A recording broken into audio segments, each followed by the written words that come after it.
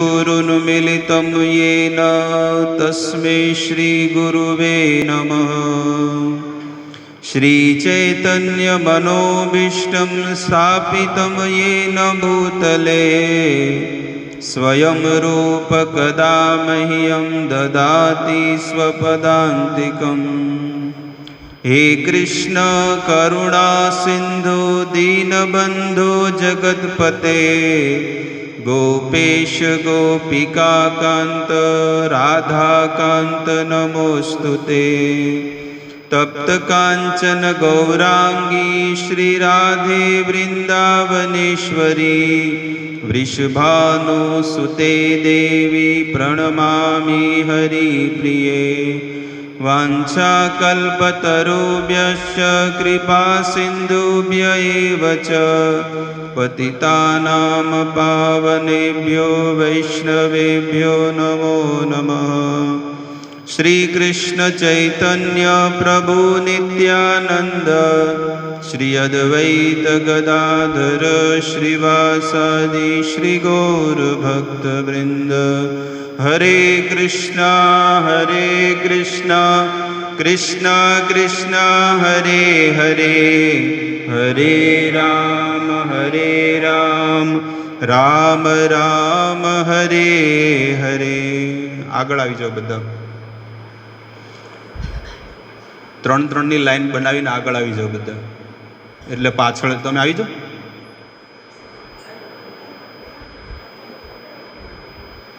અહીંયા બધા જેન્ટ્સમાં ત્રણની લાઈન બનાવી દો, એટલે જેમ આવે એમ બધા લોકો બેસી જાય.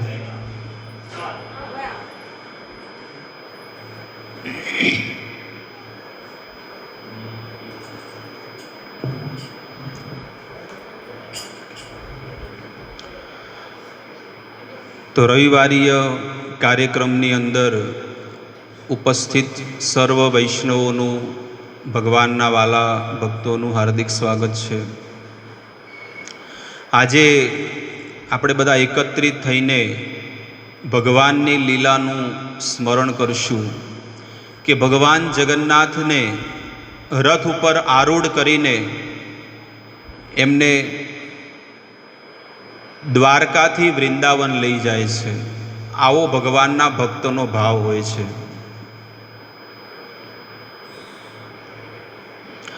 તો આજે એ લીલાનું આપણે શ્રવણ કરશું, પણ ધ્યાનપૂર્વક મન લગાડીને ભગવાનની કથાનું આપણે શ્રવણ કરવું જોઈએ.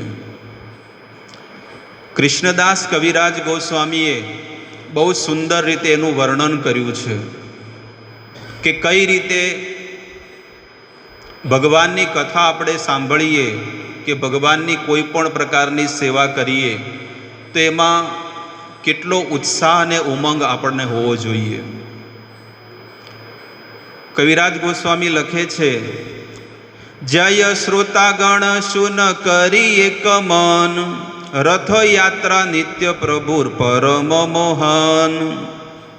ચૈતામૃતના શ્રોતાજનોનો જય થાવ. સૌથી પહેલી વસ્તુ કે છે કે જે મહાપ્રભુના જે શ્રોતાગણો છે ને એનો જય થાય છે. જે ચૈતન્ય મહાપ્રભુની અને જગન્નાથ ભગવાનની જે લીલાનું જે સ્મરણ કરે છે ને એનું શું થાય છે? જય થાય છે જીવનની અંદર. એક પંખો સ્લો કરી દીજો, બે ઉપર આ બધું ઉડે. એને ફાવશે ને? નહીં ફાવે, તમે મંદિરના ભક્ત છો એટલે 1 નંબર ને 2 નંબર રેગ્યુલેટર ઓછું કરો, 2 ઉપર કરી દો.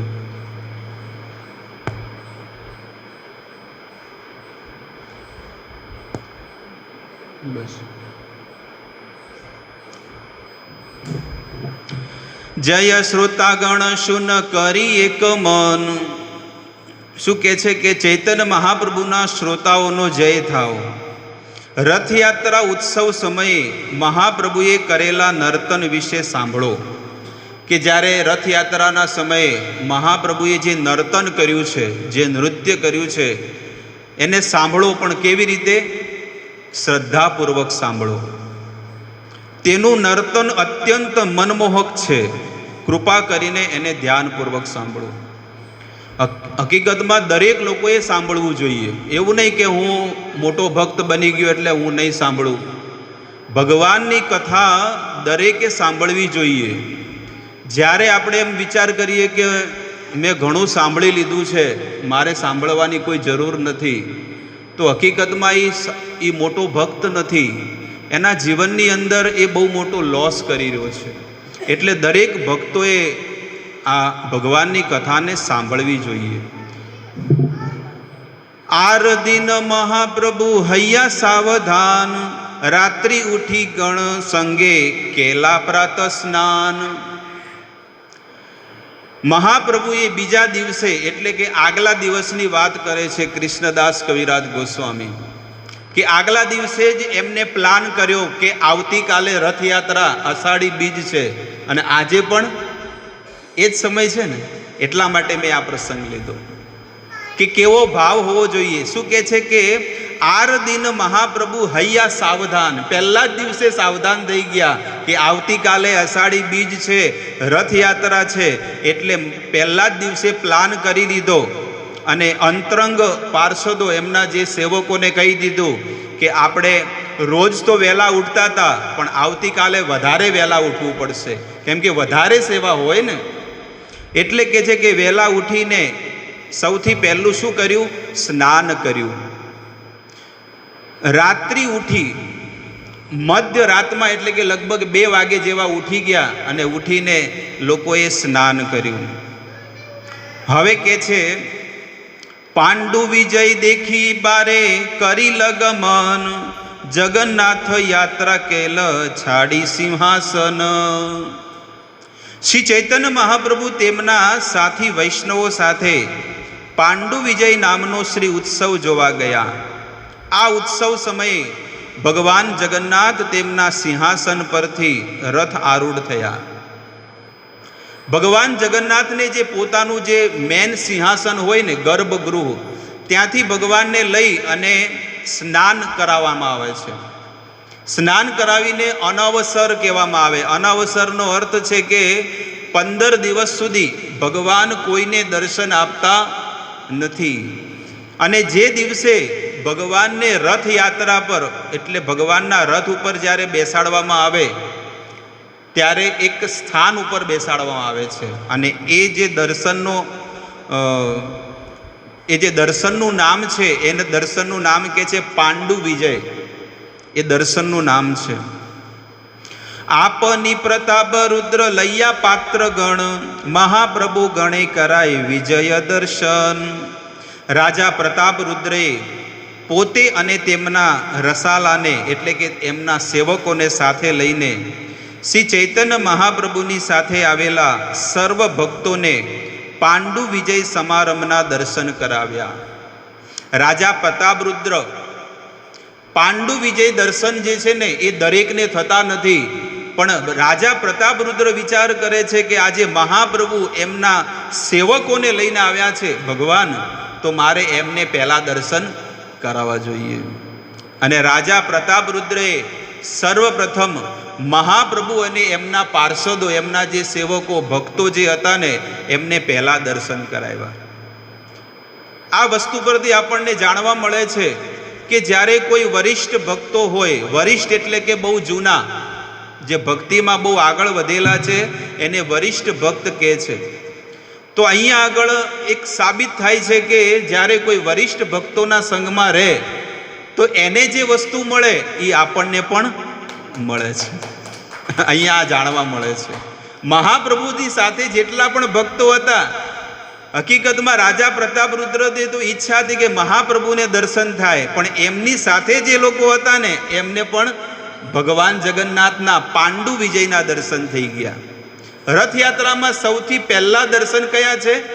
પાંડુ વિજય દર્શન સવારમાં, અને બપોર પછી રથ ઉપર આરૂઢ થાય ભગવાન.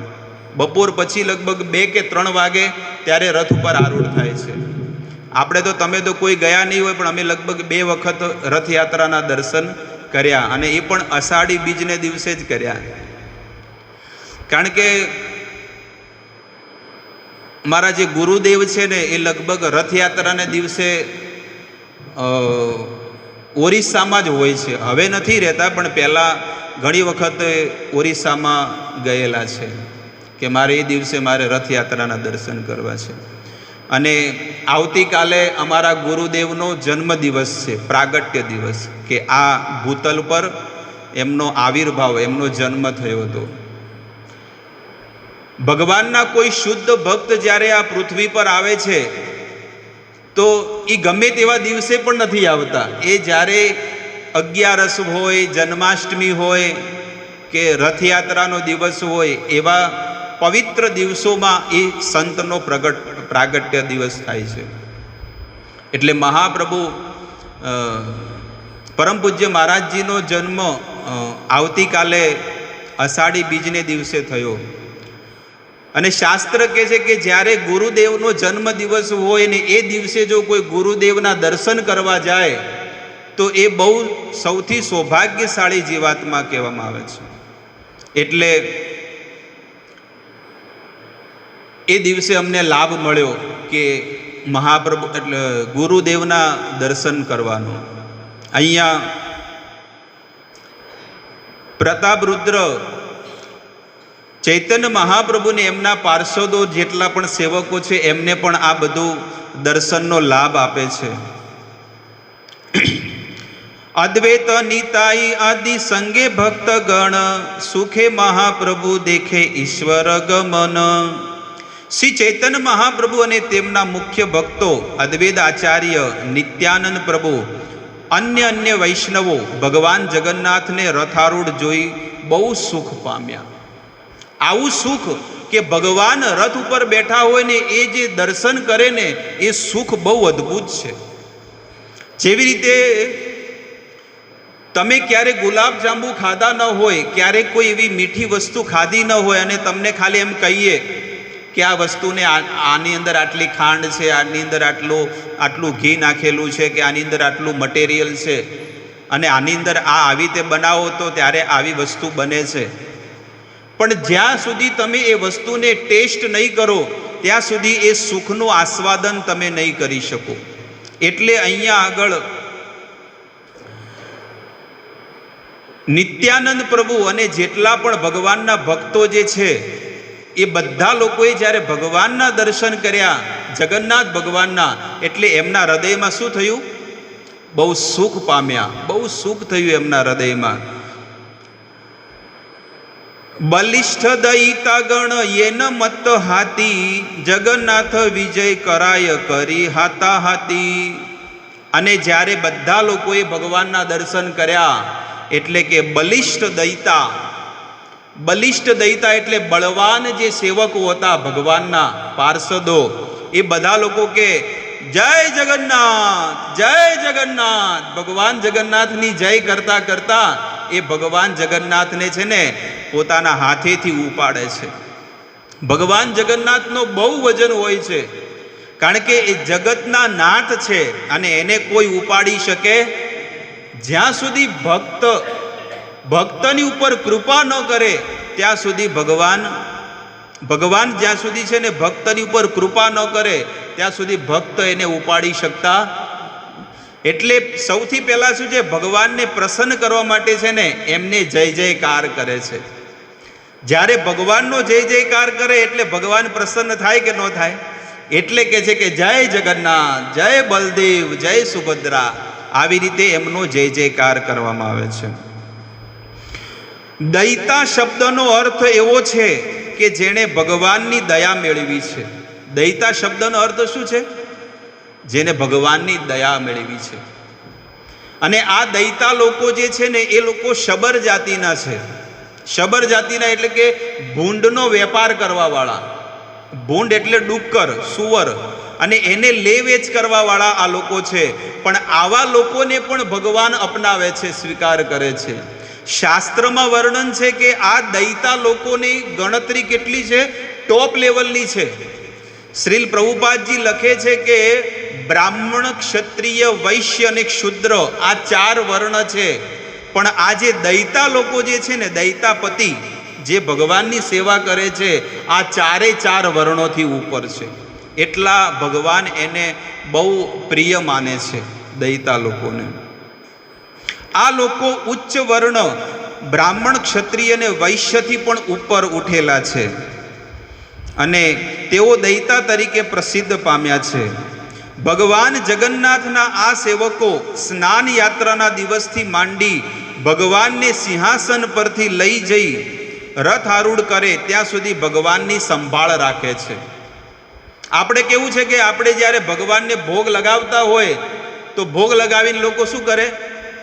મોબાઈલ લઈને જતા રહે. જેવી રીતે અહીંયા અત્યારે કથા ચાલે છે પણ લોકો શું કરતા હોય? કોઈ મોબાઈલ લઈને કંઈક બીજી વાતો કરતા હોય.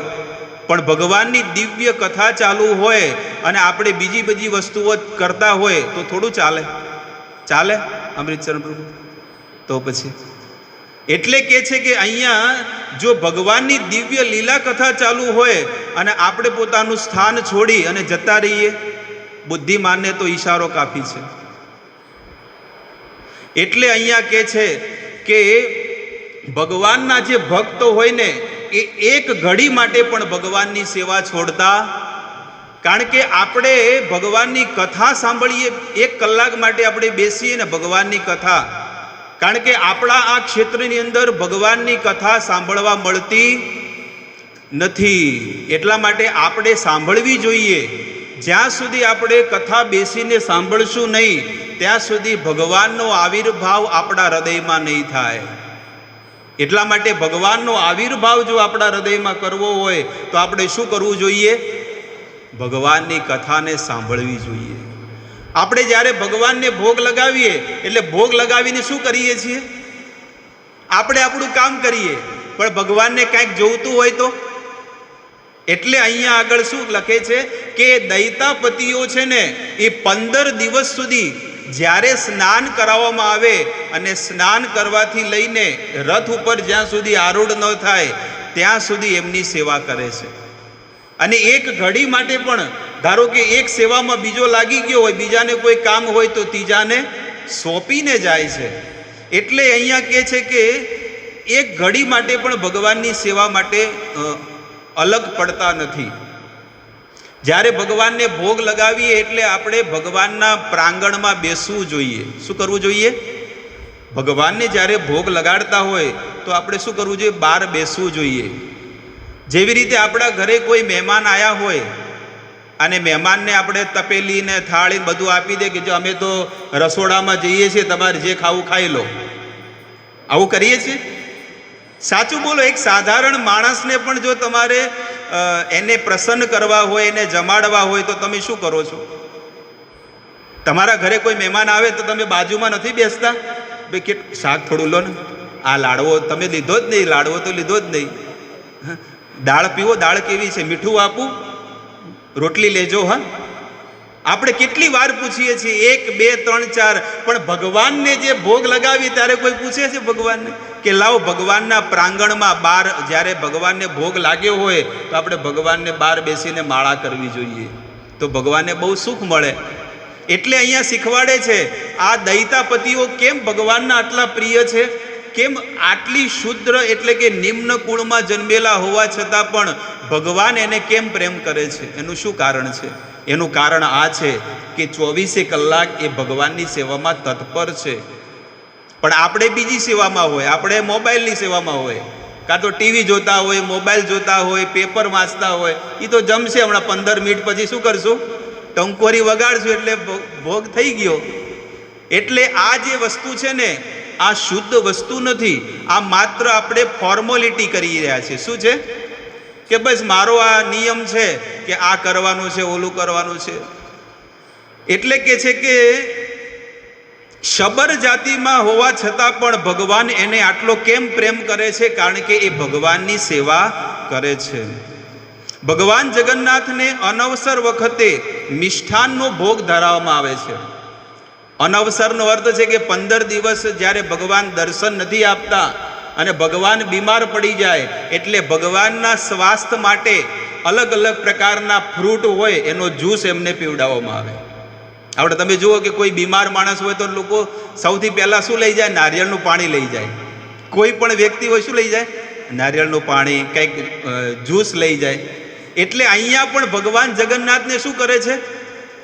જ્યુસ પીવડાવે, કંઈક અલગ અલગ એવી વાનગીઓ કે જેનાથી ભગવાન સ્વસ્થ થઈ જાય એવી વસ્તુ ભગવાનને લોકો જમાડે છે, ભગવાનના ભક્તો. આ અવસર સ્નાન યાત્રા પછીનો વિશ્રામનો સમય છે. ભગવાન 15 દિવસ સુધી શું કરતા હોય છે? વિશ્રામ કરે. અને 15 દાડા ભગવાન પોતાની પત્નીને આપે કે બધા લોકો તો રવિવાર ને શનિવાર અઠવાડિયામાં 2 દિવસ રજા રાખીને પોતાના પરિવારને સમય આપે કે ન આપે? તો હું રોજ દર્શન કરી બધાને દર્શન આપું તો મારી પત્ની રિહાઈ જાય કે નહીં? રિસાઈ જાય ને પત્ની. એટલે કે એને પણ થોડો સમય આપવો પડે. વર્ષમાં 15 દિવસ ભગવાન શું કરે?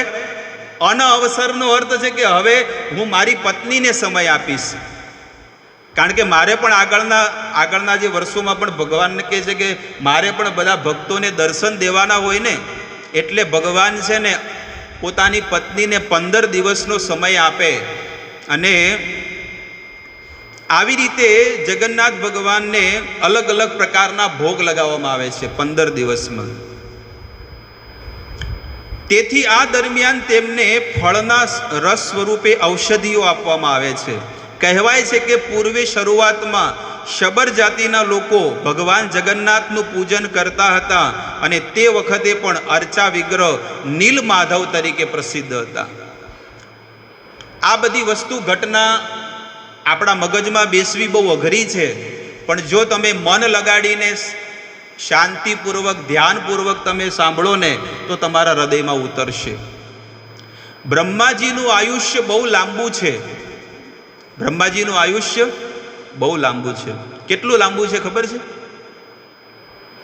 આ પૃથ્વી પર કળિયુગ, દ્વાપર, ત્રેતા અને સતયુગ, આ 4 યુગ 1000 વખત આવે. 1000 કળિયુગ, 1000 દ્વાપર યુગ, 1000 ત્રેતા યુગ, 1000 સતયુગ આવે ત્યારે બ્રહ્માજીના 12 કલાક થાય.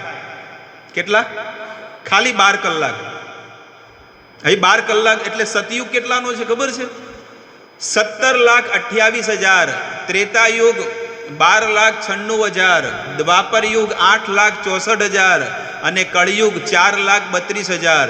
આ 4 યુગોનો સરવાળો કરવામાં આવે તો 43,20,000 વર્ષ થાય. 43,20,000 વર્ષ ગુણ્યા 1000 કરો તો 4,32,00,00,000 વર્ષ થાય. એટલે 4,32,00,00,000 વર્ષના બ્રહ્માજીના કેટલા? 12 કલાક થાય ખાલી. એટલે અહીંયા 1 વર્ષ થાય તો બ્રહ્મલોકમાં 1 જ સેકન્ડ થાય ખાલી. ખબર પડી? 1 સેકન્ડ. એટલે આવી રીતે બ્રહ્માજી છે ને 1000 કળિયુગ, ત્રેતા, દ્વાપર ને સતયુગ, આ 4 યુગ 1000 વખત ચક્કર કાપે એટલે બ્રહ્માજીના 12 કલાક થાય. અને એટલી રાત પણ છે, 12 કલાકની રાત છે. અને આવી રીતે બ્રહ્માજીના 30 દિવસ પૂરા થાય એટલે 1 મહિનો થાય. અને 1 વર્ષ 12 મહિના પૂરા થાય એટલે 1 વર્ષ થાય. અત્યારે બ્રહ્માજીના 50 વર્ષ પૂરા થયા. કેટલા? 50 યર્સ, 50 વર્ષ અને પહેલો દિવસ છે. શાસ્ત્રની ગણના અનુસાર બ્રહ્માજીના કેટલા વર્ષ પૂરા થયા? 50 વર્ષ પૂરા થઈ ગયા અને પહેલો દિવસ અત્યારે ચાલે છે. એટલે એવા બ્રહ્માજી 100 વર્ષ સુધી જીવે છે. કેટલા વર્ષ? આપણા જે ચતુર્મુખ બ્રહ્મા જે છે ને એ 100 વર્ષ સુધી જીવે છે. અને અત્યારે પહેલો દિવસ છે એટલે હજી 50 વર્ષ સુધી જીવશે.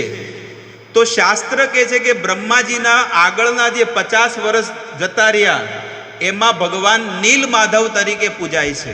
દરેક કળિયુગમાં નીલમાધવ નામથી પૂજાય છે બ્રહ્માજીના 50 વર્ષમાં.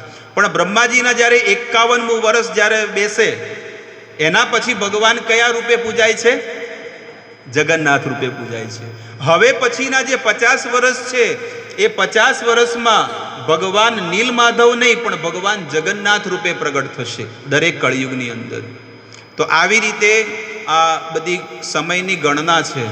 અને હવે પહેલાં કેવું હતું કે પહેલાં નીલમાધવ તરીકે પૂજાતા અને એ આજે પણ એ નીલાંચલની અંદર ત્યાં આગળ શબરોનું રાજપાટ પહેલાં ચાલતું, એની ઘટના પણ આવે છે. આગળ જતાં જ્યારે મંદિરમાં મૂર્તિની સ્થાપના કરવામાં આવી ત્યારથી જગન્નાથ રૂપે પ્રસિદ્ધ થયા. શબરો પાસેથી શ્રી વિગ્રહ પ્રાપ્ત થયું હોવાને કારણે બધા સબર ભક્તોને દૈતાનું ઉચ્ચ સ્થાન આપવામાં આવ્યું. અહીંયા આગળ પ્રભુપાદ મહારાજ લખે છે કે જેટલા પણ દૈતા લોકો શબર જાતના હતા ને એ લોકોને જ આ સેવા આપવામાં આવી.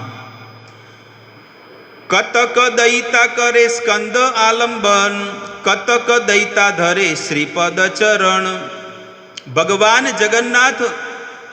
જગન્નાથની મૂર્તિ લઈ જતા હતા ત્યારે કેટલાક દૈતાજનો ભગવાનને ખભેથી પકડી રહ્યા હતા અને કેટલાક ભગવાનના ચરણ કમળ પકડીને એમને ઉપાડીને એમને ક્યાં લઈ જઈ રહ્યા હતા?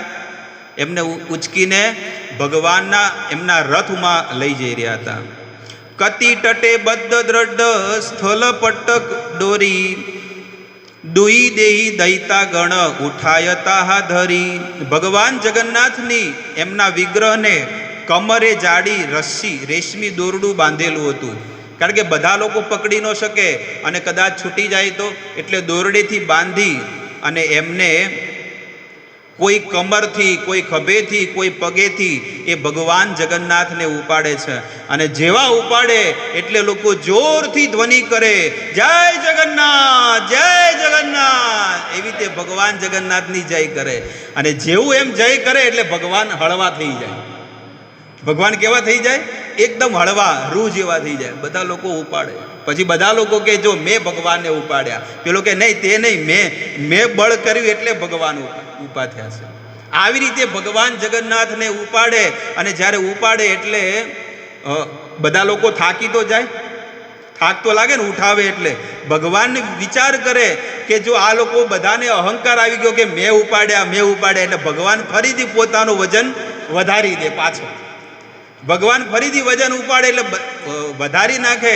એટલે બધા ભક્તો કે હવે નીચે ઉતારો, દુખે છે, ખભા દુખે છે. એટલે નીચે ઉતારે, પણ નીચે તો ક્યાં ઉતારે? એટલે ગાદલા પાથરવામાં આવે. છેક રથ, જ્યાં રથ છે ને બહાર લગભગ 1.5 કિલોમીટર સુધી, એટલે જેટલા પણ પગથિયા છે ને ત્યાં શું પાથરે છે? ગાદલા. નવા ગાદલા, એટલા જાડા ગાદલા. અમે તો રીતસર જોયા. મંદિરમાં કોઈને જવા મળતું નથી, પણ સવારમાં લગભગ 2 વાગે છે ને, 2 વાગે લગભગ છે ને એન્ટ્રી હોય છે. એટલે 2 વાગ્યાના અંદર જતા રહીએ અમે અને રીતસર બધી વસ્તુ જોઈએ.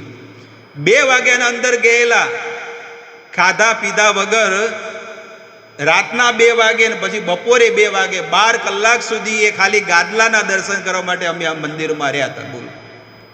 કારણ કે 2 વાગે કોઈ બધાને જવા દે. અને પછી 7-8 વાગે કે ના હું એ જવું તો ત્યાં જવા મળે. ભગવાન પણ એ જ કહે છે કે જે પરોડિયામાં આવીને જો જેને સાચામાં મારા દર્શન કરવાની ઈચ્છા હોય તો એને હું દર્શન આપું છું. એટલે એક રામાયણની કથા યાદ આવે છે કે ભગવાન જ્યારે શ્રીંગવેરપુર ગયા એટલે બધી પ્રજા છે ને સૂઈ ગઈ હતી. એટલે ભગવાને કીધું, બિસાદરાજને કીધું કે ચાલો હવે આપણે અહીંયાથી આગળ વધીએ. એ કે આ બધી સેના, એ કે જો આ લોકોની ઈચ્છા જ નથી કે મારા દર્શન થાય અને એ બધા લોકો સૂઈ ગયા છે, એટલે ભગવાન દેખાડે છે કે જે લોકો સૂતેલા છે એને હું ક્યારે દર્શન આપતો. અને જ્યારે એ લોકો બધા ઊભા થયા તો ભગવાન તો રાતના પરોડિયામાં 2 વાગે ગંગા પાર કરીને જતા રહ્યા હતા. એટલે ભગવાન આ લીલાઓ દ્વારા આપણને સમજાવે છે કે સવારનો જે સમય હોય એ તમે મીઠી ઊંઘનો ત્યાગ કરી અને જ્યારે ભગવાનના દર્શન કરો, ભગવાનની માળા કરો કે ભગવાનને લગતા કોઈ પણ પ્રકારની જ્યારે તમે સેવા કરો છો ને તો ભગવાન તમને બહુ ફળ પ્રાપ્તિ કરે છે, બહુ ફળ આપે છે. શીલ પ્રભુપાદ મહારાજના એક શિષ્ય હતા, ફોરેનર હતા. એટલે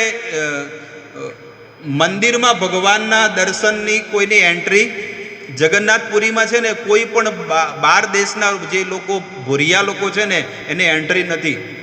કારણ કે પહેલેથી આપણા વેદમાં લખેલું છે કે આ ભગવાન જગન્નાથ જે બલદેવ સુભદ્રા છે ને એક દિવસ એવો આવશે કે આ ભોરિયા લોકો એ લોકોના દેશમાં લઈ જશે.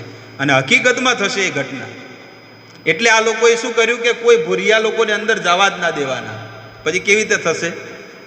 એટલે એક ફોરેનર ભક્ત હતો, પ્રભુપાદ મહારાજનો શિષ્ય, અને એને પ્રભુપાદજીને કીધું કે પ્રભુપાદ મને ભગવાનના દર્શન ક્યારે થશે? એટલે શીલ પ્રભુપાદજીએ કીધું કે તને જીવનમાં ભગવાનના દર્શન માત્ર એક જ વાર થશે. કેટલી વાર થશે? એક જ વાર થશે. હવે આ જે ભક્ત છે ને એ લાઈનમાં જતો રહ્યો, અને આ તો ફોરેનર હતો, પણ ફોરેનર હતો તોય પણ ભગવાનની કૃપા થઈ અને એ શું થયો? અંદર જતો રહ્યો, અને અંદર જઈને ભગવાન જગન્નાથના દર્શન કરીને બહાર આવતો રહ્યો. બહાર જઈને આવતો રહ્યો પછી બીજા દિવસે પણ લાલચ થઈ ગઈ. લાલચ હોય કે લાલચ બુરી બલા હે. એટલે ફરીથી બીજા દિવસે લાઈનમાં ઉભો રહ્યો, પેલા ધક્કો મારીને બહાર ખેંચી દીધો. બહાર જા, તારું કામ નથી. એટલે પ્રભુપાદ મહારાજ પાસે એ ભક્ત ગયો અને કીધું કે આજે હું ભગવાનના દર્શન કરવા ગયો પણ મને ભગવાનના દર્શન ન થયા. મેં તને કીધું હતું ને કે તારે ભગવાનના દર્શન કેટલી વાર થશે? તો એક વાર થયા કે ન થયા? વધારે લાલચ કરી એટલે શાસ્ત્ર કહે છે કે જ્યારે કોઈ ગુરુ પ્રસન્ન થઈ જાય કોઈ શિષ્ય ઉપર તો એ નિશ્ચિત એની પર કૃપા કરે છે. અહીંયા હવે આગળ કહે છે, વાત સાંભળો, બહુ સુંદર લીલાઓ છે. ઉચ્ચ દ્રઢ તુલી સબ પાતી સ્થાને સ્થાને એક તુલી હે તે તારાય આર તુલી ને આને. જે તુલી કહેવાય છે તે રૂ ભરેલા મજબૂત ગાદલા સિંહાસનથી રથ સુધી પાથરેલા હતા, આખા પદમાં, આખા રોડમાં. અને ભગવાન જગદીશનું ભારે વિગ્રહ એક ગાદલા પરથી બીજા ગાદલા પર દૈતા સેવકો લઈ જતા હતા. જ્યારે થાકી જાય એટલે શું કરે? ગાદલા પર મૂકે, અને જેવું ગાદલા પર મૂકે એટલે ગાદલું ફાટી જાય, અને એ છે ને ગાદલાના રૂ છે ને આકાશમાં બધા ઉડે, અને ઉચ્ચ સ્વરથી ઉડે, એકદમ ઉચ્ચ ગતિથી ઉડે. અને જેવા આકાશમાં ઉડે એટલે પેલો પાણીનો વરસાદ કહેવાય ને આ રૂનો વરસાદ થઈ જાય છે. પ્રભુ પદા ઘાતે તુલી હય ખંડ ખંડ તુલા સબ ઉડી યાય શબ્દ હય પ્રચંડ. જ્યારે દૈતા સેવકો વજનદાર ભગવાન જગન્નાથને એ ગાદલા પર જ્યારે મૂકવામાં આવે ત્યારે કેટલાક ગાદલા ફાટી જતા અને તેમાંથી રૂ હવામાં ઉડતું, અને જ્યારે તે ફાટતા ત્યારે ફાટવાનો એટલો જોરથી અવાજ આવે. તમે જો કપડું ફાડો એટલે કેવો અવાજ આવે, એવી રીતે જ્યારે ગાદલા પર મૂકે એટલે ગાદલાનું કપડું ફાટે કોટનનું, અને એવો અવાજ આવે, ધ્વનિ. કારણ કે સાધારણ માણસને પણ જો કોઈ પેન્ટ ને કાંઈક વસ્તુ ફાટે તો કેવો અવાજ આવે. આ તો ભગવાન જગન્નાથ બેઠા એટલે કેટલો અવાજ આવે. વિશ્વંભર જગન્નાથે ચાલીને પારે આપન ઈચ્છાય કરે ચલે કરી તે વિહારે. ભગવાન જગન્નાથ તો અખિલ વિશ્વનું ભરણ પોષણ કરનારા છે. તેમને એક સ્થાનેથી બીજા સ્થાને લઈ જવા કોણ સમર્થ છે? એ તો ભગવાનની જ ઈચ્છા હોય તો ભગવાન આગળ વધે છે. તેમની લીલા વિસ્તરવા માટે ભગવાન જ ઈચ્છા ચાલે છે. આ પયાર પરથી આપણને જાણવા મળે છે કે ભગવાનની ઈચ્છાથી જ આ સમગ્ર સૃષ્ટિની અંદર દરેક કાર્ય થાય છે. આપણે માત્ર મહેનત કરવી પડશે. આપણે માત્ર શું કરવાનું છે? મહેનત કરવાની છે. એમાં સફળતા આપવી કે ન આપવી એ તો ભગવાન ઉપર આધારિત છે. બાકી આપણે તો બહુ મહેનત કરીએ પણ મેળ પડતો. આપણે તો ઘણી ઈચ્છા હોય કે મારે આમ થઈ જાય, મારે ઘરમાં ઓલું થઈ જાય, પણ થતું. ઘણા લોકો એમ કહે કે મારું પ્રમોશન થઈ જાય, ઘણા લોકો કે મારું આમ થઈ જાય, ઘણા લોકો મને આટલો પગાર થઈ જાય, મારું આટલું મોટી દુકાન ચાલે, મારી આટલી મોટી ફેક્ટરી ચાલે, મારા ઘરમાં શાંતિ થઈ જાય, મને કેમ આવી પત્ની મળી. આ બધી વસ્તુ એટલે લોકોને મનમાં બહુ જ બધી ઈચ્છાઓ છે પણ એ પૂરી થતી. પણ આપણે કાર્ય કરવાનું છે કે ભગવાનના ભજનમાં વધારે ધ્યાન દેવાનું છે. મુખ્ય કાર્ય તમે વધારે કરશો ને તો બીજા બધા ઓટોમેટિક થઈ જશે. જેવી રીતે તમારા શરીરમાં રોગ હોય તો તમે ખાલી એમને પંપાળ કરો તો કાંઈ રોગ મટવાનો, પણ એ રોગની શું કરવી પડશે? દવા કરવી પડશે. એવી રીતે આપણે પણ આ ભવ રોગની અંદર દુઃખ ભોગવી રહ્યા છીએ, પણ એ ભવ ઔષધિ છે હરિનામ. ભગવાનનું નામ તમે લેશો ને તો તમારો જે રોગ છે ને ઓટોમેટિક મટી જશે. એટલે કે છે કે જેટલું તમે પ્રભુનું નામ લેશો ને, તમારા કર્મ ઓટોમેટિક બળી જશે. તમે જે ઈચ્છા ન કરી હોય ને એ પણ ભગવાન તમારી પૂરી કરી દેશે. મનમાં જે તમે જે અનુભવ કરતા હોય ને, જે કે મારે આ વસ્તુ થાય, આ વસ્તુ થાય, પણ તમે જેટલું હરિનામ લેશો, ભગવાન કે છે સૌથી પહેલાં હું મારા ભક્તને શુદ્ધ કરું છું. સૌથી પહેલાં શું કરે છે? શુદ્ધ કરે, પવિત્ર કરે છે. અને જ્યારે ભક્ત પવિત્ર બની જાય એટલે ભગવાન એને સંસારનું બધું ઐશ્વર્ય, સંસારના બધા સુખ છે ને એના ચરણોમાં એને મૂકી દે છે કે લે, તે મારું ભજન કર્યું છે એ હું તને આપું છું. આજે આખા વર્લ્ડમાં ટોપ લેવલમાં કોણ વ્યક્તિ છે? બોલો, પૈસાવાળો વ્યક્તિ કોણ છે? અંબાણી. એ અંબાણી પરિવારે કોઈ મહેનત કરી કે એના બાપાએ મહેનત કરી હતી? બરોબર છે. કેટલી મહેનત કરી? એને 70 વર્ષ આપ્યા. કેટલા આપ્યા? 70 વર્ષ સુધી કડી મહેનત કરી. અમદાવાદથી ચાલુ કર્યું હતું કે 70 વર્ષ સુધી મહેનત કરી. એના દીકરાઓએ પણ 60 વર્ષ મહેનત કરી. તો કેટલા થયા? 130 વર્ષ થયા. અને 130 વર્ષમાં માત્ર આજે આખી દુનિયાના તો માલિક નથી બન્યા, પણ વર્લ્ડના 1 નંબર બિઝનેસમેન ખાલી બની શક્યા છે. તો 130 વર્ષ સુધી રોજની મહેનત કરી, સતત લગાતાર 15 20 કલાક સુધી મહેનત કરી, પણ આજે ખાલી વર્લ્ડના 1 નંબર બિઝનેસમેન જ બન્યા. આખી દુનિયાના માલિક તો નથી બન્યા ને. આખું ભારત એમનું થોડું છે. ખાલી અમુક કંપનીઓ જ એમની છે. એટલે એ કોઈ સાચા બિઝનેસમેન નથી. પણ તમારી સામે તમે જુઓ કે ધ્રુવ મહારાજ હતા. ધ્રુવ મહારાજ કેટલા વર્ષના હતા? 5 વર્ષના. એને 6 મહિના સુધી બિઝનેસ કર્યો. કેટલો? એમને બિઝનેસ કર્યો પણ ભગવાનનું ભજન. 6 મહિના બિઝનેસ કર્યો. અને 6 મહિના જ્યારે બિઝનેસ કર્યો તો 6 મહિના પછી જ્યારે ભગવાન પ્રગટ થયા તો ભગવાને આખી પૃથ્વીના રાજા બનાવી દીધા. 130 વર્ષ મહેનત કરી તો શું મળ્યું? ખાલી વર્લ્ડના 1 નંબર બિઝનેસમેન. અને પવિત્ર નથી, જીવન પવિત્ર નથી.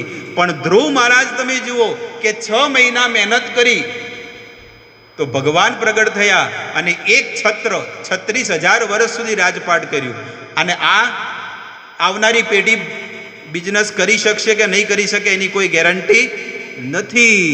જો 130 વર્ષ સુધી મહેનત કર્યા પછી પણ સફળતા નથી, પણ ધ્રુવ મહારાજને 6 મહિના મહેનત કરી તો આખી પૃથ્વીના એક છત્ર રાજા બની ગયા. અને એટલું તો થયું, ભગવાને કીધું કે આ તો માત્ર સેમ્પલ છે. જ્યારે 36,000 વર્ષ સુધી તું રાજપાટ કરીશ, મારા ધામમાંથી વિમાન આવશે અને એમાં તારે બેસવાનું છે. અને આ શરીરથી જ તમને ખબર છે આ શરીરનું નામ શું છે? પંચમહાભૂત દેહ. તો ધ્રુવ મહારાજ આ પંચમહાભૂત દેહથી જ વિમાનમાં બેસીને એ ધ્રુવ લોકમાં ગયા. ધ્રુવ એનું નામ છે ને વૈકુંઠ લોક હતું. પહેલા શું હતું? વૈકુંઠ લોક હતું. પણ જ્યારે ધ્રુવ મહારાજને સોંપવામાં આવ્યું એટલા એના નામથી શું પડ્યું? ધ્રુવ લોક પડ્યું. હકીકતમાં સ્વર્ગલોક નહીં દેખાતો, બ્રહ્મલોક નથી દેખાતો, મહરલોક, જનલોક, તપલોક, આ કોઈ પણ લોક દેખાતા નથી. પણ ધ્રુવ લોક કેમ દેખાય છે? ભગવાન કહે છે કે ધ્રુવ લોક અને વૈકુંઠમાં કોઈ અંતર નથી. પણ ભગવાન આ સંસારના જીવોને દેખાડે છે કે જો આને 6 મહિના સુધી મારું ભજન કર્યું, મેં એને ધ્રુવનો લોક આપ્યો. એનું પ્રમાણ છે, તમે જોઈ લો કે વૈકુંઠથી અભિન્ન છે. એટલે ભગવાન કહે છે કે તમે પણ જ્યારે મારું ભજન કરો તો આ સંસારનું તો સુખ તમને મળશે, પણ શરીર ત્યજ્યા પછી હું પણ તમને વૈકુંઠમાં દિવ્ય વિમાનમાં બેસાડી અને દિવ્ય જગતમાં તમને એક ઘર આપીશ અને ત્યાં તમે શાંતિથી રહેજો. એટલા માટે ભગવાને આપણને બહુ કૃપા કરી છે કે આપણી ઉપર પહેલી કૃપા કરી કે સંસારનું સુખ પણ આપણને આપ્યું, ભક્તિ પણ આપી. પણ આ ભક્તિને આપણે વધારવી પડશે. જેટલી ભગવાનની કથા વધારે સાંભળશું એટલા આપણે વધારે ભગવાન તરફ જઈ રહ્યા છીએ. ભગવાન જગન્નાથને સિંહાસન ઉપરથી રથ પર લઈ જતા હતા ત્યારે અનેક વાદ્યો તુમુલ ધ્વનિ થતો હતો. શ્રી ચૈતન્ય મહાપ્રભુ મણિમાં મણિમાં કહી જાપ કરતા હતા, પરંતુ કોઈ સાંભળી શકતું નહોતું. મણિમાનો અર્થ છે કે એક ભગવાનને પ્રેમથી બોલાવી રહ્યા હતા. તબે પ્રતાપ રુદ્ર કરે આપને સેવન, સુવર્ણ માર્જની લૈયા કરે પાથ માર્જન. ભગવાને જ્યારે સિંહાસન પરથી આરૂઢ કરવા લઈ જઈ રહ્યા હતા, ત્યારે રાજા પ્રતાપ રુદ્ર જાતે સોનાના સળીવાળી સાવરણીથી રસ્તાને વાળીને ભગવાનની સેવા કરતા હતા. સોનાના જે સળીથી બનાવેલું આખું સાવરણી રાજા પ્રતાપ રુદ્રએ બનાવેલું હતું. અને આજે એ પુરીનો રાજા, જગન્નાથપુરીનો જે રાજા પ્રતાપ રુદ્ર પોતાના હાથે છે ને એ ઝાડુ મારી રહ્યો છે. ચંદન જલે તે કરે પથ નિષેચને, તુચ્છ સેવા કરે વસી રાજસિંહાસને. રાજા રસ્તા પર ચંદન મિશ્રિત સુગંધિત જળનો છડકાવ કરતા હતા. સિંહાસનના સ્વામી હોવા છતાં પણ ભગવાનની પ્રેમપૂર્વક તુચ્છ સેવા કરી રહ્યા છે. ઝાડુ મારવું એક ભંગીનું કામ છે. ઝાડુ મારવું એક કોનું કામ છે? એક તુચ્છ વ્યક્તિનું કામ છે. પણ આજે રાજા હોવા છતાં પણ એ પોતાની હાથે ઝાડુ મારી રહ્યા છે. અને જ્યારે ઝાડુ મારી રહ્યા તો પહેલા તો રાજા પ્રતાપ રુદ્રે કીધું કે મહાપ્રભુને કહો કે મારી ઉપર પણ કૃપા કરો. બધા ભક્તોએ કીધું તો પણ ભગવાન ચૈતન્ય મહાપ્રભુએ કૃપા ન કરી. પણ આજે ભગવાને એ રાજા પ્રતાપ રુદ્ર ઉપર કૃપા કરી. કેમ? કારણ કે ચૈતન્ય મહાપ્રભુને લાગ્યું કે હવે આને સાચો વૈરાગ્ય આવ્યો છે અને આને હવે ભગવાનની કૃપા વરસશે. ઉત્તમ હૈયા રાજા કરે તુચ્છ સેવન, અતએવ જગન્નાથે કૃપાર ભાજન. હવે મહાપ્રભુ કહે છે રાજા ઉચ્ચ સ્થાને હોવા છતાં તુચ્છ પ્રકારની સેવા ભગવાનની પ્રીત્યર્થે એટલે કે ભગવાનની પ્રસન્નતા માટે કરે છે. તેથી તેઓ ભગવાનની કૃપાને પાત્ર બની ગયા છે. બધા જે સાધુ સંતો હતા ને આ મહાપ્રભુ આ વાત કરી રહ્યા છે. મહાપ્રભુ સખા પાઈલ સે સેવા દેખીતે, મહાપ્રભુ કૃપા હેલ સે હેતા ન હેતે. રાજાને આવી શુદ્ર સેવા બજાવતા જોઈને ચૈતન્ય મહાપ્રભુને ઘણો જ આનંદ થયો. આવી સેવા કરવાથી રાજાએ મહાપ્રભુની કૃપા પ્રાપ્ત કરી. અને આવી સેવા જ્યારે કરી ત્યારે એમની ઉપર મહાપ્રભુની કૃપા થઈ. મનુષ્યને ભગવાનની કૃપા જો પ્રાપ્ત ન થાય તો તેને ભગવાનને જાણી શકતો. જ્યાં સુધી ભગવાનની કૃપા ન થાય ને ત્યાં સુધી ભગવાનને જાણી નહીં શકે અથવા ભક્તિ પરાયણ નહીં થઈ શકે. ઘણા લોકો એવું વિચાર કરતા હોય કે હું ઘણા વર્ષોથી આવું છું પણ ભગવાનમાં મારું મન નથી લાગતું, ભગવાનની સેવા કરવામાં મન નથી લાગતું, માળા કરવામાં મન નથી લાગતું. તો સમજી લેવું જોઈએ કે ભગવાનમાં આપણને પ્રેમ આપણે જબરજસ્તી બાય ફોર્સ આવીએ છીએ. અને કદાચ આપણે આવીએ છીએ પણ ભગવાનની કૃપા, ભગવાનના આશીર્વાદ આપણી ઉપર ઉતર્યા તો આનો શું રસ્તો છે? કેવી રીતે ભગવાનના આશીર્વાદ પ્રાપ્ત કરવા જોઈએ? ત્યારે મહાપ્રભુ કહે છે કે જે ભગવાનના શુદ્ધ ભક્તો હોય એમના આદેશ અનુસાર જો આપણે જીવન જીવશું ને તો નિશ્ચિત આપણા જીવનમાં પણ ભગવાનની કૃપા વરસશે. એટલે ચૈતન્ય મહાપ્રભુને પૂછવામાં આવ્યું કે તમે કોણ છો? શું તમે બ્રાહ્મણ છો? ના. શું તમે સંન્યાસી છો? શું તમે ક્ષત્રિય છો? ના. તો કોણ છો? તમે બ્રાહ્મણ નથી, સંન્યાસી નથી, ક્ષત્રિય નથી, વૈશ્ય નથી, શૂદ્ર પણ નથી, તો તમે કોણ છો? નાહમ વિપ્ર નચ નરપતિ. તો તમે છો કોણ? ગોપીર ભરતુર પદ કમલયો દાસ દાસાનું દાસ. જે ભગવાનની ભક્તિ કરે છે ગોપીઓ અને એમની પણ ગોપીઓની પણ જે સેવા કરે છે અને એમની પણ સેવકોની પણ જે સેવા કરે છે અને એના પણ જે સેવકોની સેવા કરે છે, હું એનો દાસ છું. ચૈતન્ય મહાપ્રભુ કહે છે ગોપીર ભરતુર પદ કમલયો દાસ દાસાનું દાસ. એટલે આ વાતને તમે ઘણી વાર કીધી કે જ્યારે કોઈ ભગવાનની સેવા કરે છે, જે શુદ્ધ ભક્તો, આપણે જો ભગવાનની કૃપાને પ્રાપ્ત કરવી હોય, જેવી રીતે જેટલા પણ લોકો ભગવાનના ભક્તો છે એ મહાન મહાન સાધુઓની સેવા કરે છે, એમના આદેશોનું પાલન કરે છે. અને જ્યારે એમના આદેશોનું પાલન કરે તો ભગવાન કહે છે કે આ એનો જે ભવસાગર જે છે ને એટલો મોટો વિશાળ છે ને, એને ગાયની ખોરી જેટલો કરી દો. ગાયના જે પગ હોય ને એટલો એનો મહાસાગર થઈ જાય છે. તો આપણે આપણી શક્તિથી એટલો મોટો ભવસાગરને પાર કરી શકવાના નથી. એટલે ગુરુના આદેશ પ્રમાણે જો આપણે જીવન જીવશું ને તો આપણો જે ભવસાગર જે છે ને એટલો મોટો છે, પણ એ કેવો બની જશે? એકદમ નાનો બની જશે. એટલા માટે ગુરુના નિર્દેશ અનુસાર, ગુરુના આદેશ અનુસાર જો આપણે ભગવાનની સેવા કરશું ને તો નિશ્ચિત ગેરંટી સાથે એ સેવામાં આપણને સફળતા મળશે. પણ જ્યારે કોઈ ગુરુનો ત્યાગ કરી દે કે ગુરુનો આદેશનું પાલન ન કરે તો ગુરુની તો કૃપા જાય પણ ભગવાનની પણ કૃપા જતી રહે છે. એટલા માટે ગુરુના, સાધુ સંતોના, વૈષ્ણવોના, ભક્તોના નિર્દેશ અનુસાર આપણે જીવન જીવવું જોઈએ. એ આપણને જે આદેશ આપતા હોય એવી રીતે આપણે જીવન જીવવું જોઈએ.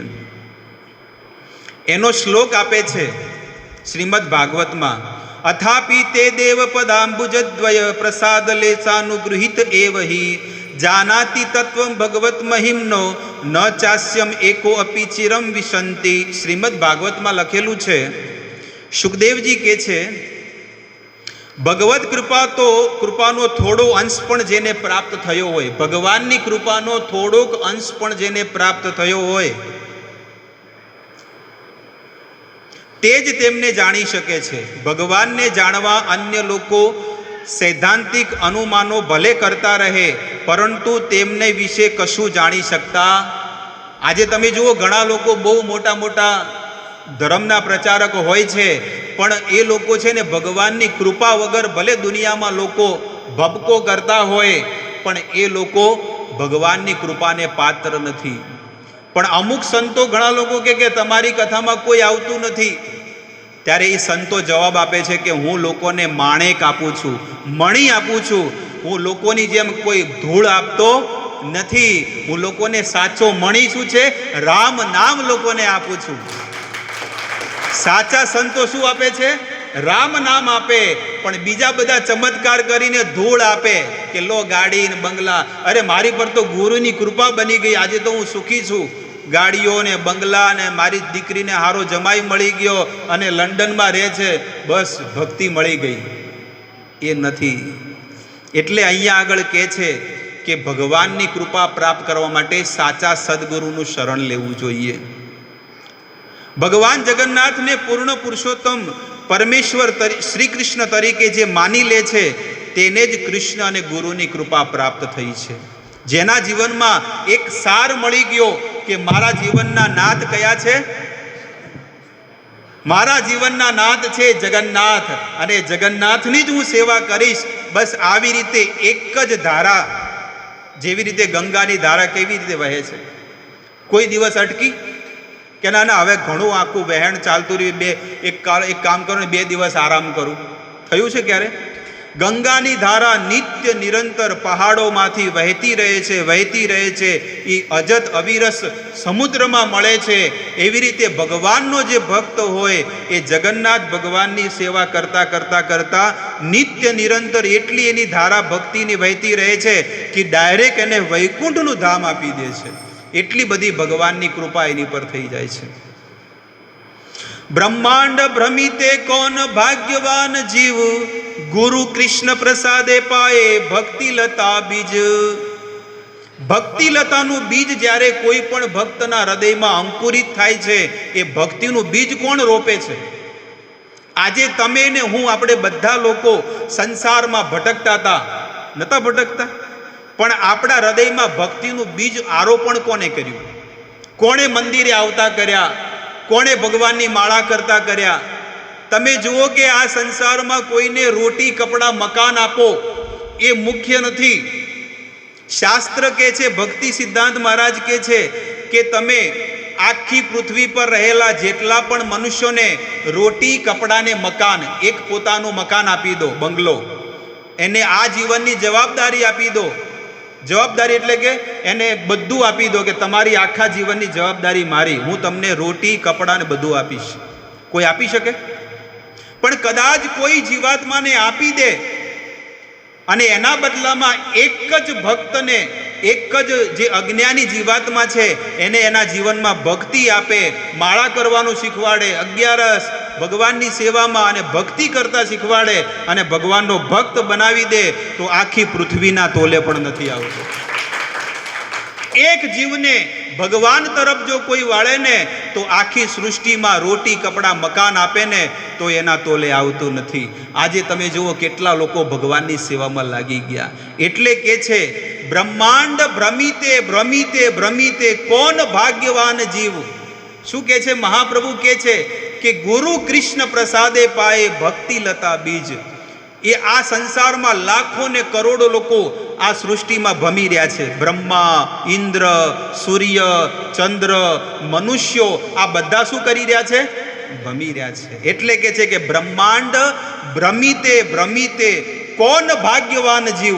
એક ભાગ્યશાળી જીવાત્મા છે કે એની ઉપર ગુરુ અને કૃષ્ણની કૃપા થઈ ગઈ છે, અને આ કૃપા એવી છે કે જન્મો જન્માંતર સુધી છૂટવાની નથી. ભક્તિ લતાનું બીજ અંકુરિત થઈને જ્યારે દિવ્ય લતા થઈ જાય છે, અંતે તે દિવ્ય આકાશમાં જતી રહે છે. આપણા હૃદયમાં જ્યારે ભક્તિ તો આવી ગઈ છે, ભક્તિને અંકુરિત કરવા માટે દર રવિવારે લોકો આવતા હોય છે કે દર રવિવારે હું આવીશ, કથા સાંભળીશ, માળા કરીશ, ભગવાનની સેવા કરીશ, ભગવાનનો ભોગ બનાવીશ, ભગવાનનું મંદિરને સાફ કરીશ. આવી રીતે હું ભગવાનની સેવા કરીશ તો મારું જીવન ભક્તિમય બની જશે. અને જ્યારે એની ભક્તિ દિવસે દિવસે શું થાય? વધે. તમે જેવી રીતે મોબાઈલમાં ચાર્જિંગ પોઈન્ટ લગાડો અને સ્વિચ ખાલી તમારે ચાલુ કરવાની છે એટલે ઓટોમેટિક ચાર્જિંગ થાય કે ન થાય? 1.5 કલાકમાં બધું 100% થઈ જાય છે ને. એવી રીતે તમારે ખાલી શું કરવાનું છે? આવીને અહીંયા મંદિરમાં આવવાનું છે, ઓટોમેટિક ચાર્જિંગ ચાલુ થઈ જાય. આવીને તમે ખાલી આવીને બેસશો ને તો તમારું ચાર્જિંગ ચાલુ કે 20% થઈ ગયું, 30% થઈ ગયું. અને 3 વાગે એટલે 100% ચાર્જિંગ, 2-2:30 વાગે એટલે 100% ચાર્જિંગ પૂરું થઈ જાય. પછી તમે ઘરે જતા રહો અને ઓલું તો ચાર્જિંગ ડિસ્ચાર્જ થઈ જશે કે ચલો આવતીકાલે ફરીથી સવારમાં મોબાઈલ ચાર્જિંગમાં મૂકવો પડે. પણ આ ચાર્જિંગ એવું છે કે અઠવાડિયા સુધી ચાલે, આવતા રવિવાર સુધી ચાલે. અને જે વહેલા આવે એનું વધારે ચાર્જિંગ થાય. શું કરે ખબર? જે વહેલા આવે એનું જલ્દી, કારણ કે પછી બહુ બધા આવે એટલે પ્લગ પોઈન્ટ ખૂટી જાય, પતી જાય. સમજણ પડી કે ન પડી? મોડા આવે એટલે કે ભાઈ હવે ચાર્જ લગાવવું છે પણ કે હવે ચાર્જ કાંઈ બધા પ્લગ પોઈન્ટ ફૂલ છે. વહેલા આવો તો તમને પણ ચાર્જિંગ કરવા, તમને કદાચ અનુભવ ન હોય કે ન હોય પણ અમને તો અનુભવ છે. અમે ગૌરમંડલ પરિક્રમા કલકત્તા માયાપુર, અમે માયાપુર પરિક્રમામાં ઘણી વખત ગયા છીએ. સવારમાં 2 વાગે ઉઠી જવાનું અને એક સાથે હજારો માણસો હોય પદયાત્રામાં. એટલે 1000 માણસ હોય તો મોબાઈલ કેટલા હોય? 1000. ચાર્જર કેટલા હોય? 1000 ચાર્જર. અને પ્લગ પોઈન્ટ ખાલી 100 હોય. 100 ના હોય, ખાલી 25-50 હોય. એ કે મારે ચાર્જિંગ કરવું, મારે ચાર્જિંગ કરવું. પણ કેટલા લોકોને થાય? એટલે જે વહેલો ઉઠીને કરે એનું 100% થઈ જાય. મોડો આવે એટલે કે ભાઈ ઊભા રહો, વેટિંગમાં ઊભા રહો. એટલે આપણે પણ જો મંદિરે મોડા આવશું તો ભગવાનની કૃપાનું જે ચાર્જિંગ છે ને આપણે ખાલી 10% કરીને ઘરે જશું, 90% બાકી રહ્યું. એટલે ઘરે જઈને પછી શું બગા ખાવાના, આળસ આવે, ચિંતા થાય, ઉપાધિ થાય. અરે બાપરે કંટાળી જો. ગયા અઠવાડિયે તો સારું હતું, આ અઠવાડિયે કેમ આવું થયું? કારણ કે તમે 10% જ ચાર્જિંગ કરીને ગયા. ખબર પડી? એટલે જો ફૂલ ચાર્જિંગ કરવું હોય તો સવારે વહેલા આવો. મંગળા આરતીમાં આવે તો સવારમાં 5 વાગે. રવિવારનો દિવસ ભગવાનને આપી દેવો જોઈએ. રવિવારનો દિવસ કોને દેવો જોઈએ? ભગવાન, હું તમારી સેવામાં આપી દઈશ. પણ તોય છે ને અસર પડતી જ નથી. એટલી માયા લાગી ગઈ છે ને માણસને કે જેની વાત મત પૂછો. મારે તો ઘર ને પરિવાર ને કુટુંબ ને કેટલું બધું છે. આ બધાને સુખી કરવાના, એના માટે તો મેં જન્મ લીધો છે, એના માટે તો મારું જીવન છે. કેટલું સાંભળ્યું આપણે. ઘણા લોકો એટલું સાંભળે છે, એટલું સાંભળે કે હદ કરી દીધી, એટલું બધું સાંભળી લીધું પણ ઉતર્યું નથી. બહુ સાંભળી લીધું, એટલા શબ્દ સંસારના નહીં સાંભળ્યા હોય એટલા ભગવાનના સાંભળ્યા પણ હજી સુધી ઉતર્યું નથી. એનું કારણ કે તમે સાંભળો છો પણ શરણાગતિ ભાવથી નથી સાંભળતા. જે દિવસે શરણાગતિ ભાવથી સાંભળશો અને થોડોક પણ જો સત્સંગ કરે અને શરણાગતિ સાંભળશો ને તો તમે ભગવાનની સેવામાં લાગી જશો. એટલા માટે કહે છે કે એક ઘડી આધી ઘડી થોડોક પણ જો સત્સંગ તમારા હૃદયમાં ઉતરી ગયો તો તમારું જીવન પરિવર્તન થઈ જશે. પણ આપણે તો ઇસ કાન સે ઉસ કાન, ક્યોંકि હમ ઇસ કાન મેં હૈ. આપણે બધા ઇસ્કોનમાં જ છે ને, એટલે ઇસ કાન સે ઉસ કાન, અહીંયાથી સાંભળે ને અહીંયાથી બહાર કાઢે. એટલે કે છે કે જે તમે સાંભળો છો પોતાના જીવનમાં ઉતારવાની કોશિશ કરો કે ના, ભગવાને પ્રભુએ જો મને 24 કલાક આપ્યા હોય તો હું ભગવાનને 2 કલાક ભગવાનને આપીશ. 22 કલાક મારા છે, હું એને ગમે તે રીતે વાપરી શકું છું. પણ એનાથી પણ જો ટોપ લેવલનો ભક્ત હોય ને તો એ વિચાર કરે કે જો 24 કલાક આપ્યા હોય ને તો 50% ભગવાનના અને 50% હોય કે ન હોય. આ સંસારમાં પણ માણસો તમે જુઓ કે કેવા છે. લોકો તમે છોકરાને મોટો કરે અને એ વિચાર કરે કે જો મેં મારું આખું જીવન તારામાં બરબાદ કરી દીધું, ભણાવવામાં ગણાવવામાં, હવે છેલ્લે તું મારી સેવા કર. અને ન કરે તો કેવું લાગે છે? ખાલી 5 વર્ષ જ સેવા કરવાની છે ને, તમે 60 વર્ષ સેવા કરી એની, અને એને કેટલી કરવાની છે? અને 5 વર્ષે નથી કરવાની, તો બીમાર હોય, લકવો મારી હોય તો 5 વર્ષ કરે, છેલ્લે ખાલી 2 મહિના કરવાની હોય છે. સાચું બોલો. તમે જુઓ તમારા જીવનમાં કે તમે આખું જીવન છે ને કુરબાન કરી દીધું, આખું જીવન તમે છે ને કેટલી મહેનત કરી, ગધેડાની જેમ મહેનત કરે, પણ આજે એના સંતાનો છે ને 2 મહિના છેલ્લે સેવા કરવી હોય ને તો પેલા મોટા ભાઈને બોલાવે કે તારો વારો આવ્યો, પેલો કે તારો વારો આવ્યો, 2 મહિના તારા પાસે લઈ જા, માને હું રાખું ને બાપાને તું રાખ, નહીં કહેતા લોકો? તો તમે વિચાર કરો કે આટલો મોટો સ્વાર્થી જગત છે તોય હું કેટલો મૂર્ખ છું, હું કેટલો ગાંડો છું કે તોય હજી સુધી હું સંસારની સેવા કરતો રહું છું. અને આ પ્રભુએ મને આ કરોડોની કાયા આપી છે પણ 2 ઘડી માટે હું ભગવાનની સેવા નથી કરતો. કેટલું મોટું દુર્ભાગ્ય મારું છે. એટલે આ બુદ્ધિમાન માણસ વિચાર કરે કે હવેથી મારે છે ને ભગવાન માટે સમય દેવાનો છે. બધા સમય દેવાના છો કે નહીં? કેટલા લોકો ભગવાનને સમય આપે છે? કેટલા? 2 કલાક કેટલા લોકો આપે છે? હાથ ઊંચો કરો. 2 કલાક ભગવાન માટે, કે બસ 2 કલાક મારે ભગવાનને દેવાના છે. તમે સત્સંગ સાંભળો, તમે માળા કરો, તમે ભગવાન માટે ભોગ બનાવો, કોઈ પણ ભગવાનનું કાર્ય કરો ને એ તમારા લેખે છે. એટલા માટે હવેથી નક્કી કરો કે મારે 5 કલાક ભગવાનને દેવાના છે 24માંથી. તમે ભગવાનની કથા સાંભળો છો ને એ પણ તમે ભગવાનની સેવા કરી રહ્યા છો. તમે ભગવાનની કોઈ પણ સેવા કરી શકો છો. તમે આ કથા તમે સાંભળો છો, આ કથા મોબાઈલમાં પણ છે, એ મોબાઈલની તમે બીજાને પણ આપી શકો છો. તમારી અંદર આવતી હોય તમે બીજાને આપો તો તમે કોની સેવા કરી રહ્યા છો? ભગવાનની સેવા કરી રહ્યા. એ જ્યારે ખોલશે અને ભગવાનની કથા સાંભળશે તો એનું પુણ્ય કોને મળશે? આપણને મળે. તો આપણે સંસારના બધા અલગ અલગ શું કહેવાય જોક્સ હોય ને અલગ અલગ સ્ત્રીઓના ફોટા અને વિડીયો ને બધું લોકોને શેર નથી કરતા. લોકો બીજાના કેટલા લોકો, કોઈ ઓળખાણ નથી, કોઈ સંબંધ નથી, પણ એવી વસ્તુ લોકોને શેર કરે છે. પણ ભગવાનની વસ્તુ હોય તો આપણે સૌથી પહેલી શેર કરવી જોઈએ. એટલા માટે આ પણ સૌથી મોટી ભગવાનની સેવા છે. તો કહે છે કે જ્યારે ભગવાનની ભક્તિ કોઈ ભક્તના હૃદયમાં આવે છે તો એ ભક્તિને વધારવી જોઈએ. પણ કઈ રીતે વધે છે? સત્સંગ સાંભળવાથી, માળા કરવાથી, ભગવાનની સેવા કરવાથી. જેટલી તમે સેવા કરશો એટલી તમારા જીવનમાં એ ભક્તિ વધશે. અને એ ભક્તિ વધે તો ક્યાં સુધી વધશે? આ સંસારમાં જ રહેશે? નહીં. ઉપજિયા બાળે લતા બ્રહ્માંડ ભેદી પાય. આ તમારી ભક્તિ એટલી વધશે કે બ્રહ્માંડ ભેદી, આ બ્રહ્માંડને તોડી નાખશે એનું કવર. અને જ્યારે ક્યાં જશે? વૈકુંઠમાં જતી રહેશે. તદે પાયે તદુ પરી ગોલોક વૃંદાવન, કૃષ્ણ ચરણ કલ્પ વૃક્ષે કરે આરોહણ. શું કરે છે? તમારી જે ભક્તિ દિવસે દિવસે વધે છે, ભગવાનના ભક્તની ભક્તિ તો ગોલોકમાં પહોંચી ગઈ છે, પણ ભક્ત તો આ સંસારમાં માળા કરે છે. હરે કૃષ્ણ કૃષ્ણ કૃષ્ણ હરે હરે, હરે રામ રામ રામ હરે હરે. ભગવાનનો ભક્ત તો આ સંસારમાં બેસીને માળા કરે છે, પણ એની ભક્તિ ક્યાં પહોંચી ગઈ છે? બ્રહ્માંડને તોડી દીધું છે એની ભક્તિ. ધ્રુવ મહારાજ તમે જુઓ કે એક પગ ઉપર ઊભા રહીને જ્યારે ભક્તિ કરતા, તપસ્યા કરતા ને આખું બ્રહ્માંડ ડોલવા લાગ્યું. એવી રીતે આપણે પણ આ કળિયુગની અંદર ભલે લોકોને નહીં દેખાય, પણ આપણી ભક્તિ છે ને ત્યાં પહોંચી ગઈ છે. અને એ બ્રહ્માંડ ભેદી પાય, બ્રહ્માંડ તોડીને એ વૈકુંઠ, સાકેત, અયોધ્યા, દ્વારકા, મથુરા અને ગોલોક વૃંદાવન, જ્યાં ભગવાન વાંસળી વગાડે છે, જ્યાં ગોવર્ધન ધારણ કરે છે, એ વૃંદાવનની વાત ચાલે છે.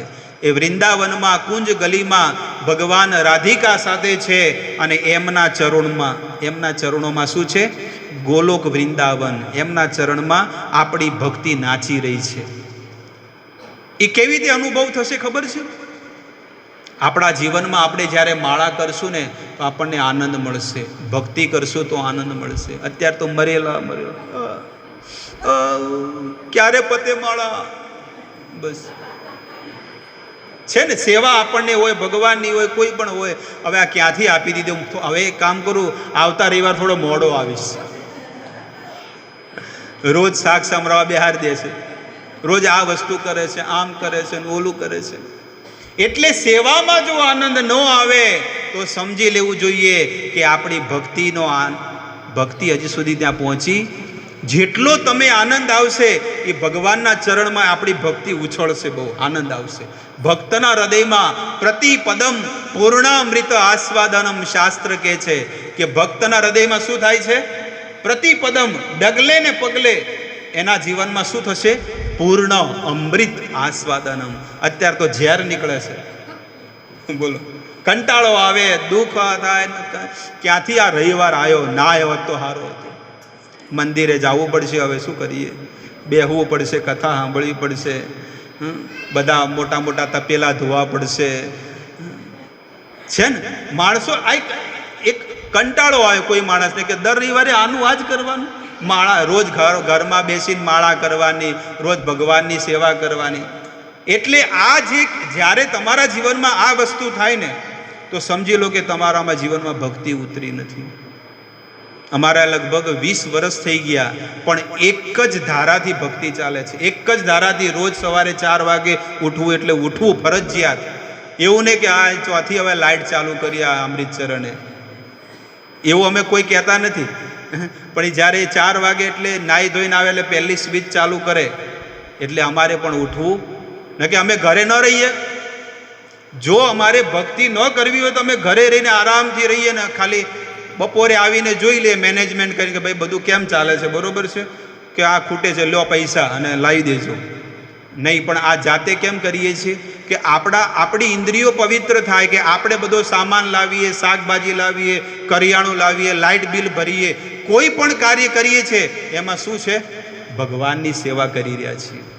ક્યાંય પણ જવું હોય, મુંબઈ જઈએ, કોઈ પણ રાજસ્થાન જઈએ, એ પણ એક ધર્મનો પ્રચાર કરવા માટે જઈએ છીએ. એટલે આપણું 24 કલાક જે જીવન છે ને એ કૃષ્ણ ભાવનામૃત જીવન બની જાય છે. સંસારના કોઈ પણ, જ્યારે ધારો કે કોઈ આપણી સાથે રહેતું હોય 24 કલાક, એને આપણી અંદર દોષ લાગતો હોય, પણ ભગવાન અને ગુરુની નજરમાં તો છે ને એ ટોપ લેવલનો ભક્ત છે. એટલા માટે ક્યારે પણ કોઈની અંદર દોષ ન જોવો જોઈએ, બહુ મોટા ગુણ જોવા જોઈએ. કે સતત લગાતાર આટલા વર્ષોથી નિત્ય નિરંતર સેવામાં જે જીવાત્મા લાગેલો હોય, નિશ્ચિત ભગવાનની કૃપા હોય તો જ એ સેવા કરી શકે, ન કે ન કરી શકે. ગુરુદેવને આ પ્રશ્ન કરવામાં આવ્યો કે હે ગુરુ મહારાજ, આટલા વર્ષોથી ભજન થાય છે, ભક્તિ થાય, પણ ભગવાનમાં મન કે ભગવાનની માળા કરવામાં ઉત્સાહ અને આનંદ કેમ નથી થતો? ત્યારે એક ગુરુ મહારાજે જે શબ્દો કીધા છે ને એ તમને કહું છું કે તમે આટલા વર્ષોથી 20 વર્ષથી કે 25 વર્ષથી કે 15 વર્ષથી તમે જે ભજન કરીને ટક્યા રહ્યા છો ને, એ જ તમારી શુદ્ધ ભક્તિ છે. ન કે કેટલાય જતા રહ્યા ત્યારે અનુભવ થયો કે વાત સાચી છે. અમારી સામે કેટલાય જૂના લોકો જતા રહ્યા, કેટલાય નવા લોકો આવીને જતા રહ્યા. અને અહીંયા પણ તમે જુઓ કે અહીંયા લગભગ 7-8 વર્ષથી ચાલે છે. કેટલાય લોકો, હજારો લોકો આવ્યા ને હજારો લોકો જતા રહ્યા. પણ એ લોકોને પણ જોઈએ છે કે જે લોકો આવે છે એ લોકો વર્ષોથી એક લેવલે આવે છે, પણ ભક્તિ વધતી નથી. બસ રવિવારિયા ભગત છે કે રોજ આવવું જોઈએ, રોજ મંગળાના દર્શન કરવા જોઈએ, રોજ ભગવાનની સેવા કરવી જોઈએ આવીને. અને જેટલી તમે સેવા કરશો તમારું હૃદય શું થશે? માર્જન, તમારું હૃદય પવિત્ર બનશે. જો જે વ્યક્તિ નિત્ય રોજનું ચાર્જિંગ કરતો હોય, જે વ્યક્તિ નિત્ય નિરંતર ભગવાનની રોજ 24 કલાક સેવા કરતો હોય, એને જો આટલો ફાયદો થતો હોય, અને આપણે તો ખાલી અઠવાડિયે એકવાર આવતા હોય, તો આપણને તો કેટલું બધું નુકસાન છે કે નહીં? હા, પણ નુકસાન ભલે રહ્યું, પણ જો એમાં પણ જો તમે ઉત્સાહ અને ઉમંગ વધારશો ને, તો ભગવાન તમારી પર પણ કૃપા કરશે. રથેર રાજની દેખી લોકે ચમત્કાર, નવ હેમમય રથ સુમેરુયાકાર. હવે કે છે કૃષ્ણદાસ કવિરાજ ગોસ્વામી કે ભગવાનની સેવા કેવા ભાવથી કરવી જોઈએ. રથ ઉપર કરેલી શોભા નિરખીને બધા લોકો આશ્ચર્ય મુગ્ધ થયા. રથ જાણે શુદ્ધ સુવર્ણનો બનેલો હોય તેમ મેરુ પર્વત જેવો ઊંચો દેખાતો હતો. બહુ શુદ્ધ ભાવથી બધા ભગવાનની સેવા કરતા હતા. અને જગન્નાથ ભગવાનને ઉપાડીને એમને રથ ઉપર આરૂઢ કરવા જઈ રહ્યા છે. સૌથી પહેલા સુભદ્રાજીને લઈ જવામાં આવે, પછી બલરામજીને, અને પછી છેલ્લે જગન્નાથ ભગવાનને લઈ જવામાં આવે. તો આવી રીતે બધા નાચતા લઈ જાય, બધા ઉછાળે ભગવાનને. એટલે ભગવાનને ઉમંગ જાગે ને, અને ઉછાળી પછી બહુ થાકી જાય એટલે ગાદલા પર મૂકે, અને જેવું ગાદલા પર બધા મૂકે એટલે ગાદલું ફાટે અને બધું રૂ ઉડે. એમ કરતા કરતા બલરામજી, સુભદ્રાજી અને જગન્નાથજીને રથ ઉપર બિરાજમાન કરે છે. અને બિરાજમાન કરી અને બધા લોકો જલ્દીથી રથના દોરડા પકડી લે કે મને પછી લાભ નહીં મળે. હજારો લોકો ઊભા હોય અને બધાને ઈચ્છા હોય કે હું રથ ભગવાનનો ખેંચું. કારણ કે દરેકને ખબર છે કે જ્યારે કોઈ ભગવાનનો રથ ખેંચે ને, તો ભગવાન આપણા જીવનના ભવબંધનના દોરડા ખોલી દે છે. કેટલી ગૂંચ વળી છે, કેટલી ગૂંચ છે. જો આ ચોટલીમાં ગાંઠ હોય ને, આ ગાંઠ છે. એવી સંસારમાં ઘણી બધી ગાંઠો છે આપણા જીવનમાં. એ બધી ગાંઠો તો તમે જુઓ, ઘણી વખત આપણે ચોટલો વણતા હોય તો ઘણી વખત શું થઈ જાય છે? ગૂંચ બહુ વળી જાય ને. એ ગૂંચ વળી જાય, ગૂંચને કાઢવા માટે ધીરે ધીરે મથવું પડે તો એ ગૂંચ નીકળે. તો એ સંસારની જો આવી સાધારણ ગૂંચને પણ કાઢવી હોય તો કેટલી મહેનત કરવી પડે. તો આપણે તો ભવબંધનની મોટી ગૂંચ લાગી છે, તો એને કોણ કાઢી શકે? એ તો ભગવાન જ કાઢી શકે. એટલે લોકો છે ને ઉત્સાહપૂર્વક એ ભગવાનના રથના દોરડા પકડે અને ભગવાનને શું કરે છે? ખેંચીને વૃંદાવનમાં લઈ જાય છે. દ્વારકાથી વૃંદાવનમાં લઈ જાય છે. અને અમુક લોકો જેને એ સેવા ન મળી હોય તો એ લોકો શું કરે? ભગવાનનો માર્ગ, ભગવાનનો રસ્તો સાફ કરે છે. અને જેટલો રસ્તો સાફ કરે એટલું એનું હૃદય પણ ભગવાન ચોખ્ખું કરે છે. મંદિરમાં પણ તમે જુઓ કે લોકો જ્યારે ભગવાનના મંદિરમાં ઝાડુ મારે તો અમે લોકોને કહીએ કે ભાઈ આ કચરો અહીંયા રહી ગયો છે. અને એ કચરો રહી ગયો તો તમારા હૃદયમાં પણ એટલો કચરો રહી જશે.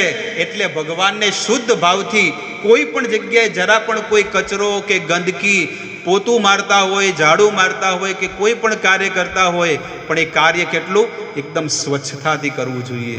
વાસણ ધોતા હોય તો તપેલામાં બધું ચોટેલું ન રહેવું જોઈએ તળિયે કે સાઈડમાં. ખબર છે? કારણ કે રસોઈ બનતી હોય, શાક બનતું હોય તો કિનારી વળગેલું હોય.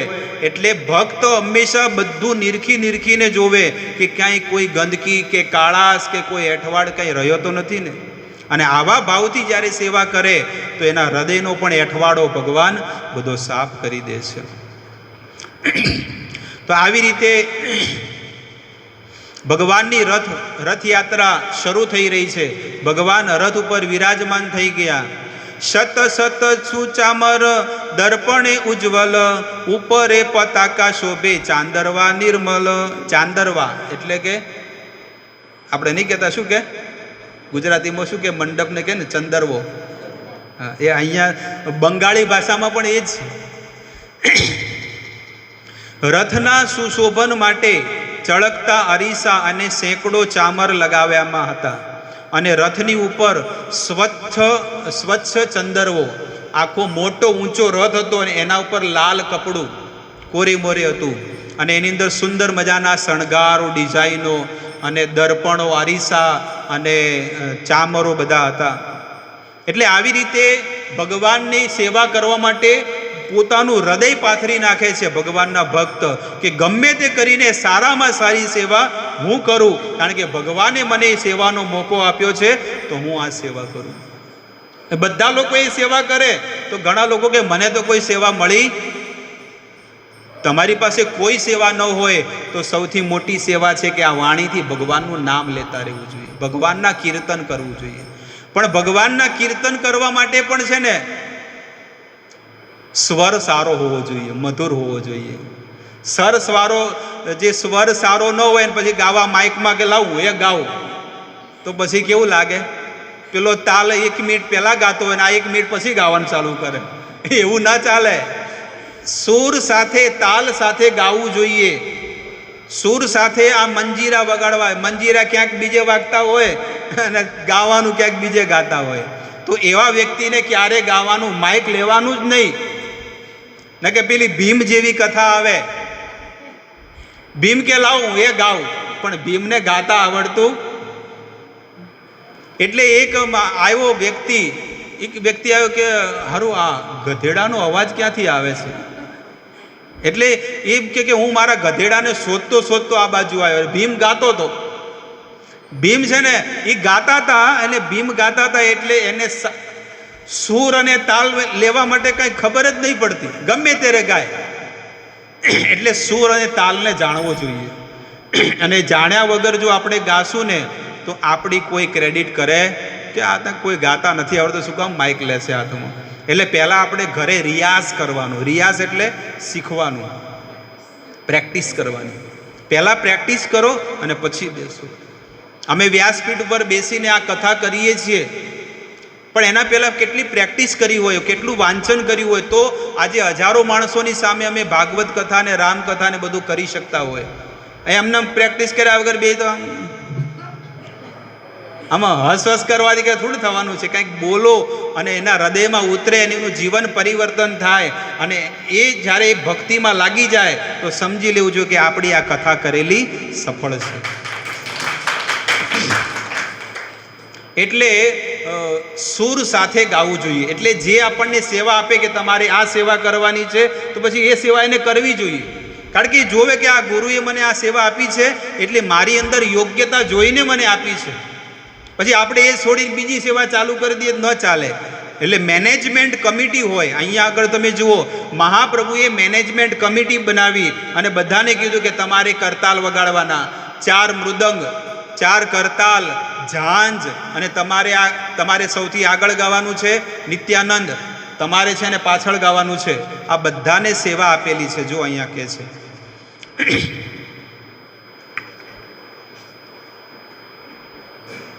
એ આગળ આવશે. ઘાઘર કિંકણી બાજે ઘંટાર ક્વણિત, નાના ચિત્રપટ વસ્ત્રે રથ વિભૂષિત. રથને સુંદર રેશમી વસ્ત્રોથી અને વિવિધ ચિત્રોથી શણગાર્યા હતા. અનેક ઘંટ અને ઘૂઘરીઓની ધ્વનિ થતી હતી. જ્યારે રથ આગળ વધે એટલે નાની નાની જે ઘૂઘરીઓ હતી ને એ વાગતી હતી. લીલાય ચડીલ ઈશ્વર રથેર ઉપર, આરદુઈ રથે ચડે સુભદ્રા હલધર. રથયાત્રા ઉત્સવની લીલા કરતા ભગવાન જગન્નાથ રથમાં વિરાજ્યા, અને તેમના બહેન સુભદ્રા પણ મોટા ભાઈ બલરામજીની સાથે રથમાં બિરાજ્યા. 15 દિન ઈશ્વર મહાલક્ષ્મી લૈયા, તાર સંગે ક્રીડા કેલ નિભૃતે વસિયા. મહાલક્ષ્મી સાથે 15 દિવસ સુધી એકાંત સ્થળે રહીને ભગવાને તેમની સાથે લીલા કરી હતી. હવે ભગવાન જગન્નાથની વાત કરે છે કે જગન્નાથ ભગવાન 15 દિવસ લીલા સંપન્ન કરી એટલે ભગવાન હવે વિચાર કરે છે કે હવે મારે મારા ભક્તોને પણ દર્શન દેવાના છે, એટલે મારે પણ હવે શું કરવું પડશે? રથ ઉપર વિરાજમાન થવું પડશે.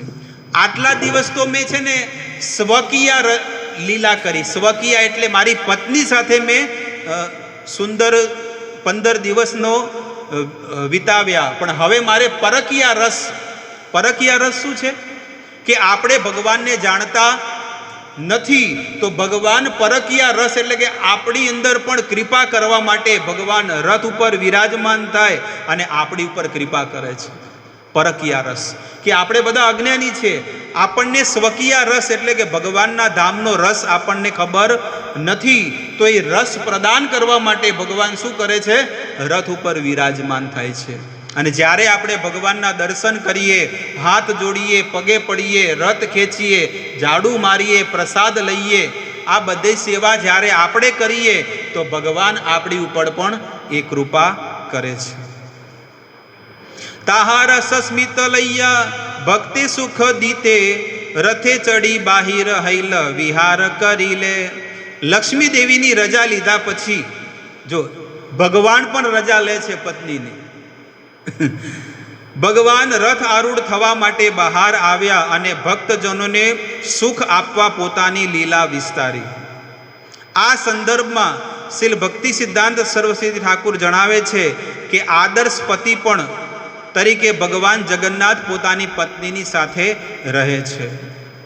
સૂક્ષ્મ શ્વેત બાલુ પથે પુલિનેર સમ દુઈ દિકે ટોટા સબ યેન વૃંદાવન. બધે પથરાયેલી શુભ્ર રેત યમુનાના કિનારે જેવી લાગતી હતી અને રસ્તાની બંને બાજુઓ બગીચા વૃંદાવન જેવા દેખાતા હતા. આવી રીતે ભગવાન જગન્નાથ જ્યારે રથ આરૂઢ થયા અને તેમને બંને તરફની શોભા જોઈ ત્યારે તેમના મનમાં ઘણો આનંદ થયો.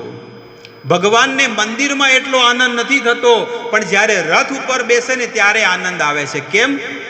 કારણ કે ભગવાન કહે છે કે મંદિરે તો એટલા બધા દર્શન કરવા નથી આવ્યા, પણ આજે હું રોડ ઉપર આવીને ઊભો છું તો કેટલા લાખો લોકો મારા દર્શને આવ્યા છે, અને જેટલા વધારે ભક્તો હોય એટલો ભગવાનને પણ વધારે આનંદ થાય છે. ગૌડ સબ રથ ટાને કરિયા આનંદ ક્ષણે શીઘ્ર ચલે રથ ક્ષણે ચલે મંદ. રથને ખેંચી જનારા ગૌડ કહેવાતા અને તેઓ ઘણા આનંદપૂર્વક રથ ખેંચતા. રથ કેટલીક વખતે ઝડપથી અને કેટલીક વખતે ધીમી ગતિએ ચાલતા. કોઈક વખતે રથ સ્થિર થઈને ઊભો રહી જતો અને જોરથી ખેંચાવવામાં આવતા છતાં પણ આગળ ચાલતો નહોતો. તેથી ભગવાનની ઈચ્છાથી જ રથ આગળ વધે અને સામાન્ય મનુષ્ય તેને એનું બળ ચાલતું નથી. ઘણા લોકો બહુ મહેનત કરે, રથ આગળ કેમ ચાલતો નથી? પણ ભગવાને જ હેન્ડ બ્રેક મારી દીધી છે ઉપર જ, હવે આગળ વધશે જ નહીં. ગમે જેટલા બુલડોઝરમાં જેસીબી, ગમે જેટલી મોટી મોટી ક્રેન મંગાવો, પણ ભગવાન કહે છે કે મારે જ્યાં સુધી આગળ નહીં વધવું હોય હું આગળ નહીં વધું. હવે આવી રીતે કહે છે કે ભગવાન એ રથ ઉપર વિરાજમાન થયા છે. અદ્વૈત આચાર્ય આર પ્રભુ નિત્યાનંદ શ્રી હસ્ત સ્પર્શે દુહાર હૈલ આનંદ. તે જ પ્રમાણે અદ્વૈત આચાર્ય અને નિત્યાનંદ પ્રભુને જ્યારે શ્રી ચૈતન્ય મહાપ્રભુના દિવ્ય હાથનો સ્પર્શ થયો ત્યારે તે બંને જણા બહુ પ્રસન્ન થયા. સંકીર્તન કરનારને પણ મહાપ્રભુએ માળા અને ચંદન આપ્યા. સ્વરૂપ દામોદર, શ્રીવાસ ઠાકુર એ બે જણાને મુખ્ય કીર્તનકારો હતા.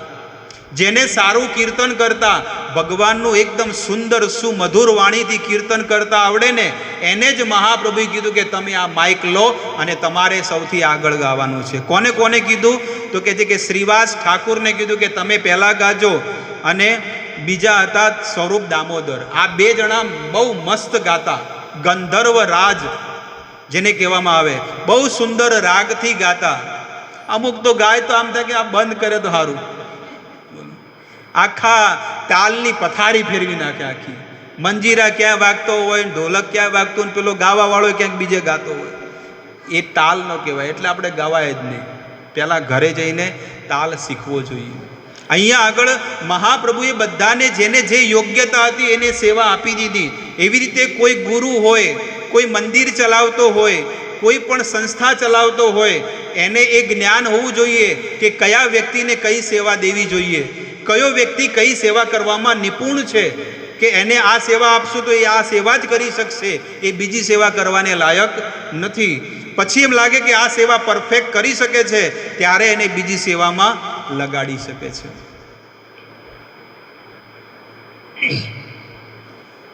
તબે મહાપ્રભુ મને વિચાર કરિયા, ચારી સંપ્રદાય દિલ ગાયન બાટિયા. 4 મંડળીઓ મહાપ્રભુએ બનાવી અને તેમાં વિચાર કરીને બધાને વેચી દીધી સેવા, કે તમારે આ જ સેવા કરવાની છે, તમારે આ જ સેવા કરવાની છે. આવી રીતે નિત્યાનંદ અદ્વૈત હરિદાસ વક્રેશ્વરે 4 જને આજ્ઞા દિલ નૃત્ય કરી બારે. હવે કોઈ સારું નાચતું હોય અને એને પછી ગાવાની સેવા આપો તો, એટલે મહાપ્રભુએ કીધું કે હે નિત્યાનંદ, હે અદ્વૈત આચાર્ય, હે હરિદાસ, હે વક્રેશ્વર પંડિત, તમારે છે ને નાચવાની સેવા કરવાની છે. પ્રથમ સંપ્રદાય કેલે સ્વરૂપ પ્રધાન, અને પહેલી મંડળીમાં સ્વરૂપ દામોદરને કીધું કે તમે આ મંડળીના મેન લીડર છો અને તમારી આ જવાબદારી બને છે કે તમારે બધાને સાચવવાના. એવી રીતે આપણા આખા વર્લ્ડમાં કેટલા બધા હજારો ઇસ્કોન મંદિરો છે, પણ એમાં એક સંપ્રદાય, એક શું કહેવાય, એક મંદિર સંભાળવાની જવાબદારી અમને સોંપી છે કે તમે આના લીડર બનો અને જેટલા લોકો મંદિરે આવે છે એને યોગ્ય સેવા આપી અને એને ભગવાનની સેવામાં તમે લગાડો. જેની અંદર જેવા ગુણો હોય એને એની સેવામાં લગાડવું જોઈએ. આવી રીતે દામોદર નારાયણ દત્ત ગોવિંદ રાઘવ પંડિત આર શ્રી ગોવિંદાનંદ. સ્વરૂપ દામોદર કીર્તનને ઝીલનારા 5 જણામાં દામોદર પંડિત, નારાયણ, ગોવિંદ દત્ત, રાઘવ પંડિત અને શ્રી ગોવિંદ દત્ત. અદ્વૈતેર નૃત્ય કરી બારે આજ્ઞા દિલ, શ્રીવાસ પ્રધાન આર સંપ્રદાય કૈલ. અદ્વૈત આચાર્યને પ્રથમ મંડળીના નર્તન કરવામાં કહેવામાં આવ્યું કે તમે પહેલી મંડળીમાં સુંદર નૃત્ય કરજો આગળ જઈને. અને પછી મહાપ્રભુએ શ્રીવાસ ઠાકુરના અગ્રણી પદની બીજી મંડળીમાં રચના કરી. શ્રીવાસ ઠાકુરને કીધું કે તમે બીજી મંડળીમાં સૌથી આગળ નાચજો, અને તમે જે નાચશો ને તમારું નૃત્ય જોઈને બીજા પણ નાચે. પણ સૌથી આગળ ગમે જેવો નાચતો હોય, બીજાને લાતો મારતો હોય, અરે એવાને આગળ મૂકી દીધો હોય તો. એટલે નાચવું પણ છે ને એક કળા છે, હસવું પણ એક કળા છે. અમુક એ હસવાની કળા ને એ રાક્ષસી છે. સ્માઇલનો અર્થ શું છે? ખાલી 2 હોઠને પોળા કરવા, એને કહેવાય સ્માઇલ. એવી રીતે નૃત્ય પણ છે ને, નૃત્ય એટલું સુંદર નૃત્ય કરે.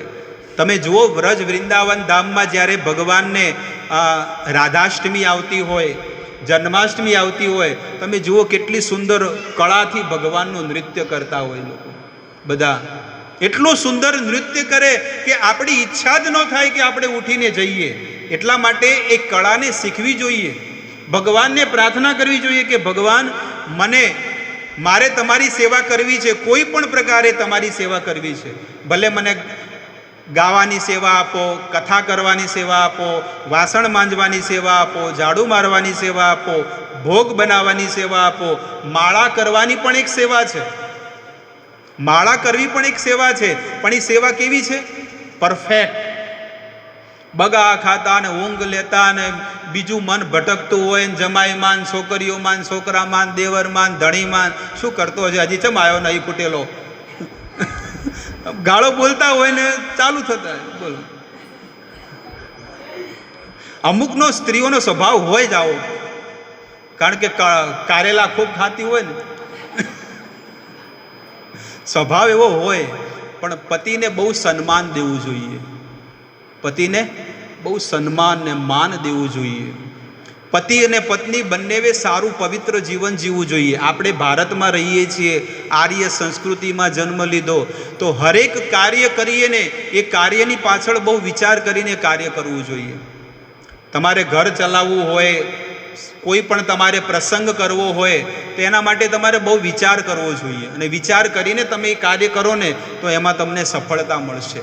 ગમે તેમ આડે ધડ હેડો ને કહો વધો નહીં, એને નહીં આવે શું વધો હે, હું વાંચો અમારા વિવાહ અટકી જવાના નહીં.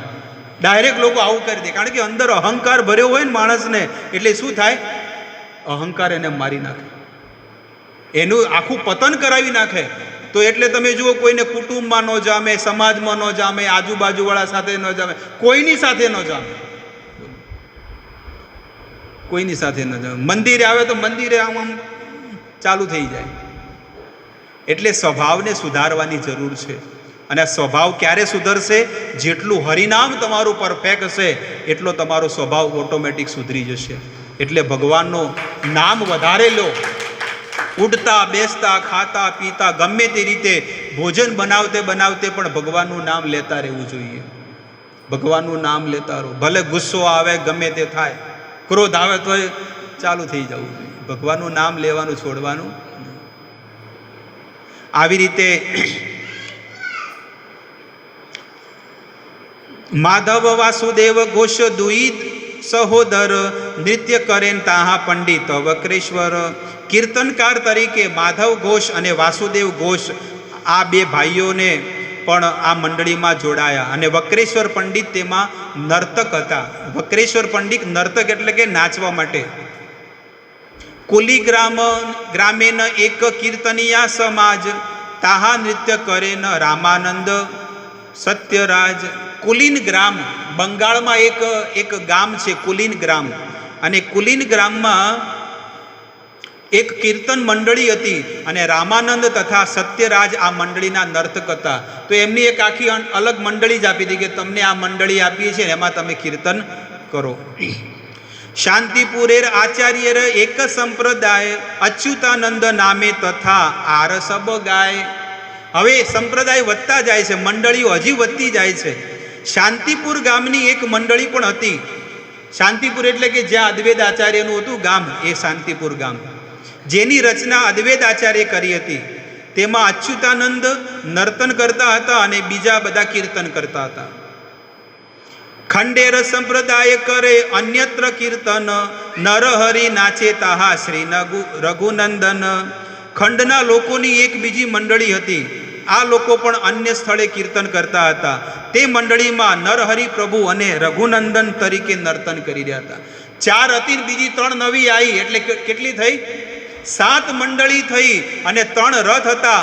એટલે ભગવાન ચૈતન્ય મહાપ્રભુએ 2 મંડળીને આગળ, 2 મંડળીને પાછળ અને 3 મંડળી જગન્નાથ ભગવાનને ત્યાં રાખી. આવી રીતે 7 મંડળીઓનો વિસ્તાર કર્યો. અને આવી રીતે આ રથયાત્રા પ્રારંભ થઈ. એ રથયાત્રા પ્રારંભ થઈ તો છે, પણ રથને આપણે ત્યાં ઊભો રાખીએ અને આપણે કાલે ચલાવશું. કાલે પણ સવારમાં રથ આગળ વધશે. ત્યાં સુધી ભગવાનને વિરામ આપો, ભગવાનના ભક્તોને આરામ કરવા દો, એમને પણ ભોજન કરવા દો અને આપણે પણ ભોજન કરીએ. તો અહીંયા એનાઉન્સમેન્ટ કરવાવાળા લીડર જે હોય, સેવક આવે અને બધી એનાઉન્સમેન્ટ જે હોય બધી તમે કરી દો.